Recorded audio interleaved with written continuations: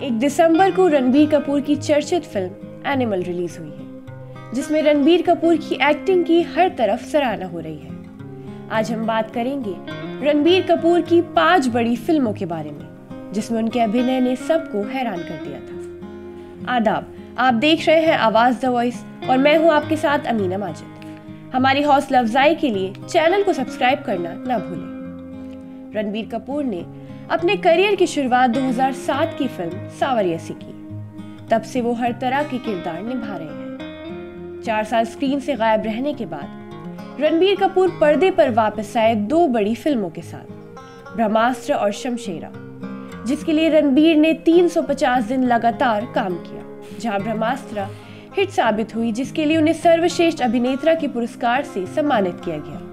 वही इस कड़ी में दूसरा नाम आता है रॉकस्टार का, जिसके डायरेक्टर है इम्तियाज अली। ये रणबीर कपूर द्वारा उनके करियर के दौरान किया गया सबसे प्रभावशाली प्रदर्शन है। इम्तियाज अली द्वारा लिखित और निर्देशित ये फिल्म प्यार की एक दिल दहला देने वाली कहानी है और कपूर को एक संगीत स्टार के रूप में दिखाती है।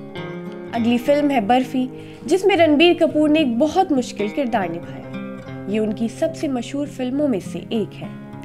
अब हम बात करेंगे ये जवानी है दीवानी की, जिसमें रणबीर और दीपिका की हिट जोड़ी देखने को मिली। ये फिल्में आपको दोस्तों की याद दिलाएंगी और मनाली जाने पर मजबूर कर देंगी। साल 2018 में रणबीर ने एक ऐसा किरदार निभाया जिसे देखकर सब हैरान रह गए। संजू फिल्म, जो रणबीर कपूर के करियर की बेस्ट फिल्म साबित हुई। इस फिल्म में वो एक एक्टर संजय दत्त के किरदार को निभाते हुए नजर आए। ये फिल्म प्रसिद्ध बॉलीवुड स्टार संजय दत्त की बायोपिक है, जो अपने सुनहरे दिनों में अपनी जीवन शैली के लिए जाने जाते थे। रणबीर ने इस फिल्म में कितनी मेहनत करी थी, वो उनके लुक को देखकर ही पता चलता है।